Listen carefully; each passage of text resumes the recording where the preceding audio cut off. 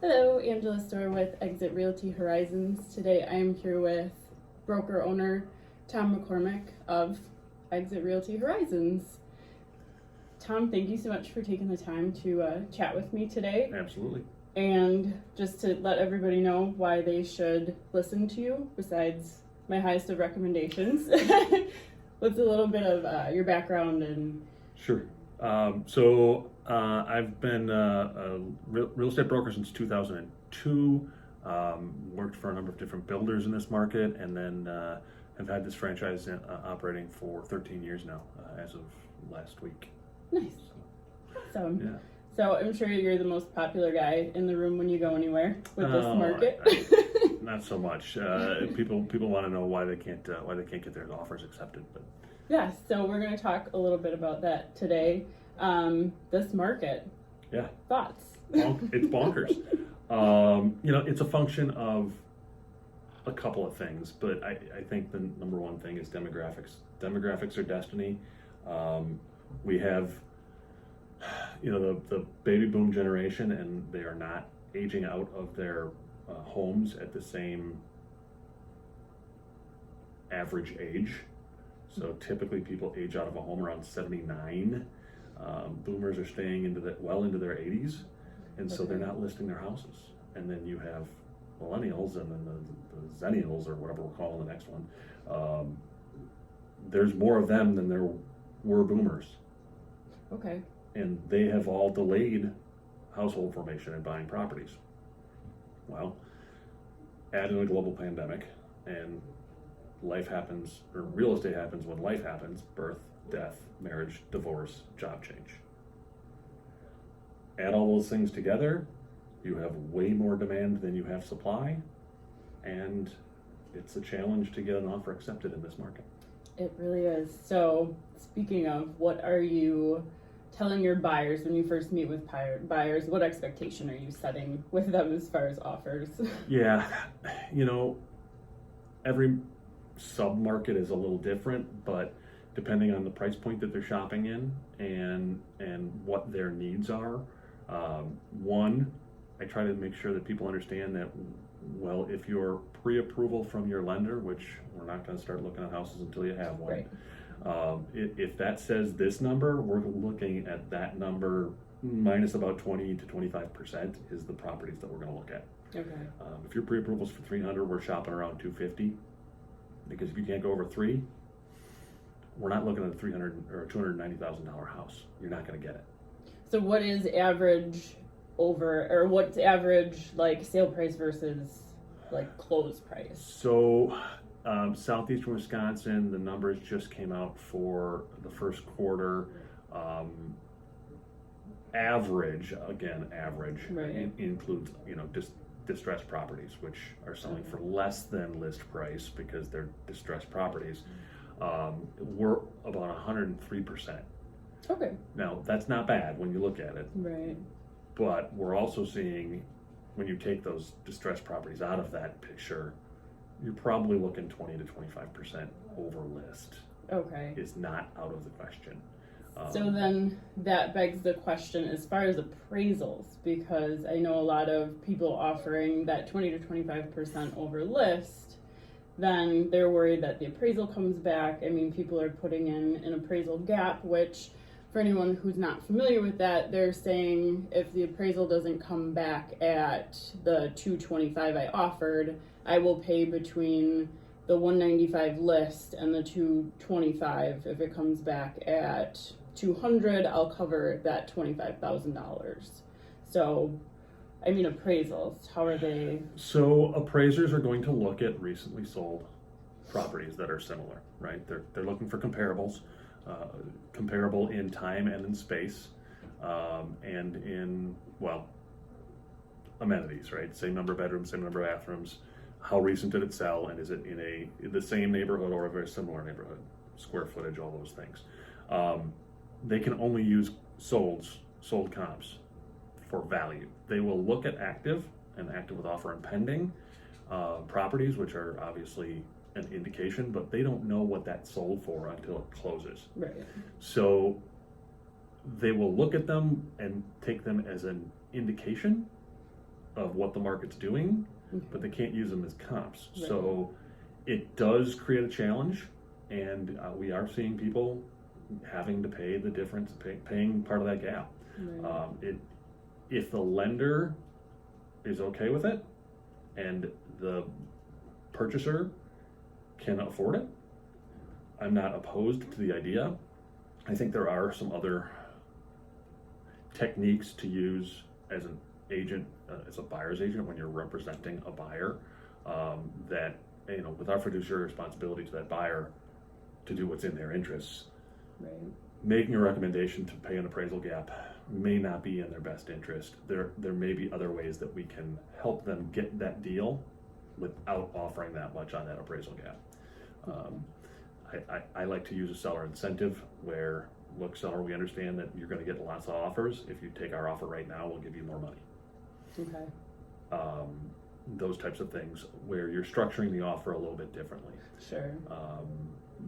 Also talking through the buyer situation with their lender, and making sure that you have really good communication with the buyers and their lender, and have considered all their options. Okay. There are things, and obviously we can't give tax advice or financial advice, Right. can't give legal advice, those types of things, but there are things that can be done.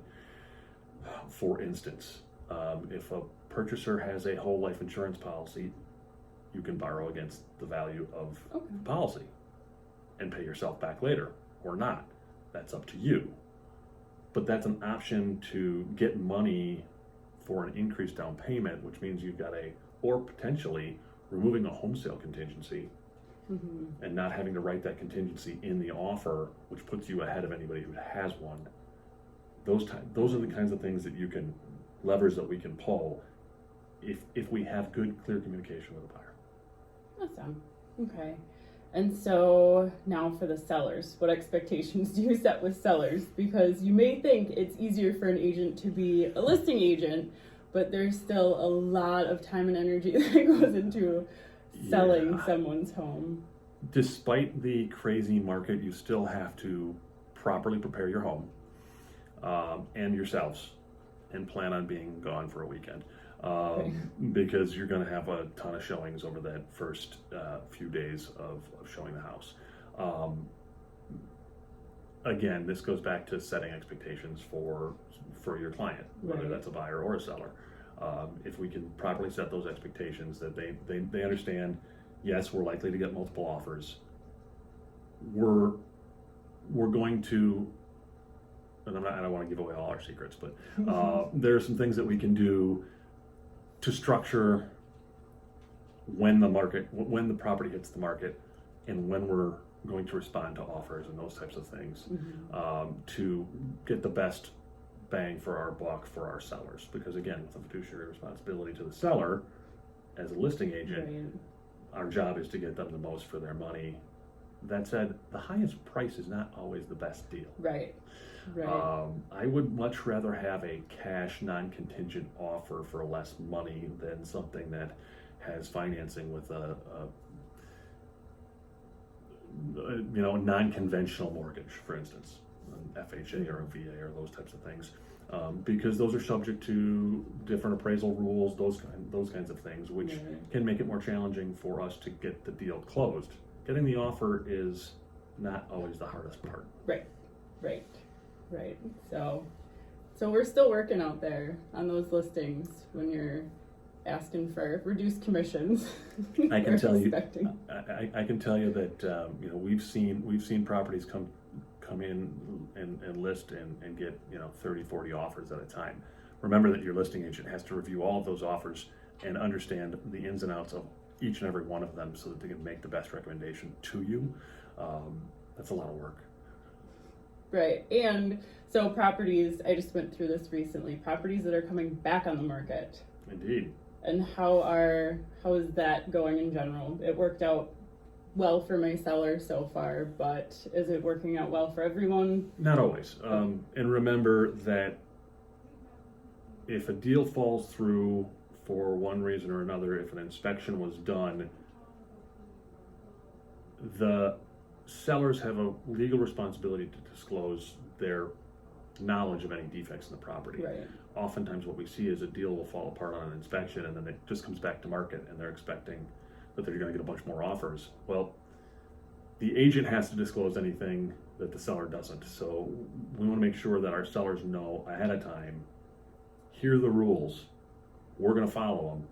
Right. We need you to do so as well. If we do those things in the right manner, going back to market is not a big deal. It'll work out. Right. Because we're probably going to get another 20 offers. Right. So, is it ever going to end?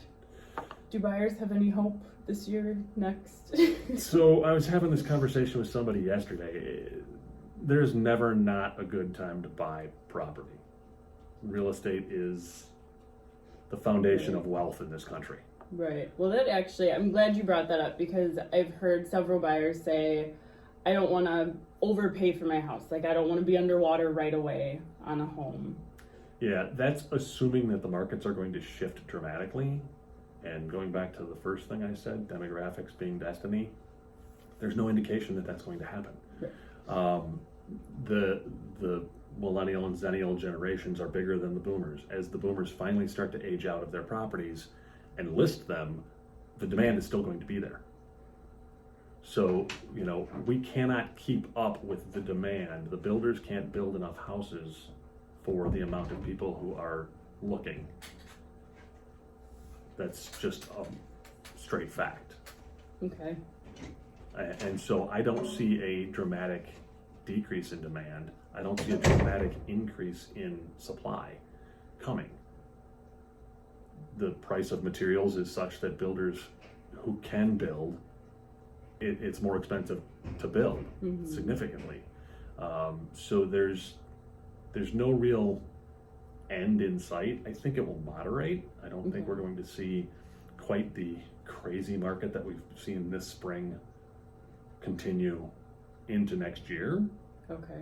But I don't see a shift from a seller's market. Understanding that 6 months of inventory is a balanced market. Anything below that is a seller's market. We're at 1.6 months of inventory in southeastern Wisconsin right now. Okay. These are the numbers from the end of March. That includes active with offer and not pending, but active with offer listings. So that means that all those houses that are listed but haven't accepted offer, they still count towards inventory. Okay. That 1.6 months of inventory is actually significantly less than 1.6 months because most of those houses aren't actually available. When we pull up a search in the MLS, it's active, and then 32 contingent offers in a search that includes 34 results. Right. So really, it's probably less than 0.6 months of inventory when you look at it from that perspective. So do you think because usually summer in Wisconsin is like sale season, do you think more will be coming on, or do you think we're just going to keep seeing? Yeah, late spring and early summer is when we see the bulk of the listings, historically speaking. And so we are starting to see some more inventory coming into the market, but it's getting absorbed right away. Right. I do see, this depends on a couple of things, in my opinion. Pandemic, vaccinations, those kinds of things is going to play a factor.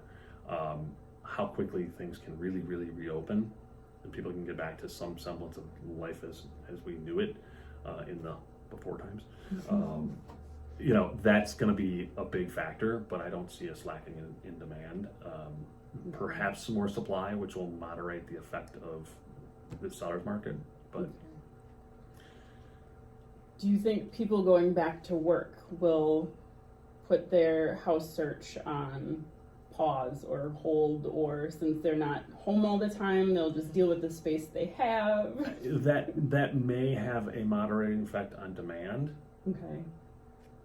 But I think a lot of people are going to take the view that this is the first time we've ever gone through this. No, not really ever. Any of us. It's been 100 years since 1918. Right. But it's not likely the last time that this is going to happen. If you look at the science of it. Right. I think people are going to plan for that.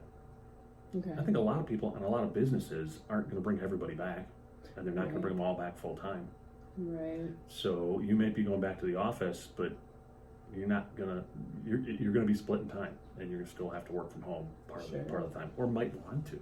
There's a lot of upsides to it. Right. So I think it's gonna change a lot of things in how people view their housing, and I think that's going to contribute to continued pressure on supply. Okay. So, if anyone's looking to get into this crazy market as a real estate agent, what is your recommendation for those people, and how can they reach you to do so? They should call me at 414-241-2272, or just reach out Tom at tommcc.com. I'm always looking for qualified people to help us help buyers and sellers and investors accomplish their real estate Exit things. has a really cool, I'd say, like training, technology, all that stuff, like just a really cool dynamic culture. So anybody interested in getting involved? We try to make sure that we're investing in our people first, so that they can master their business, so they can grow their business, so we can help more buyers and sellers and investors buy, sell, and invest in property. And so you gave them your contact information. I'll also include it in all of the posts. So if you have any further questions for Tom, feel free to comment or reach out to him directly, or reach out to me and I will do my best to answer those. But Tom, thank you so much for your time. My pleasure. If anyone, again, has any other questions, which I'm sure a lot of people do because I've been getting tons of questions about this market. So feel free to reach out and go get your vaccinations. It's afforded us the luxury of sitting here unmasked. Maskless. Thanks so much. Have a great day. Bye, everybody. Thanks.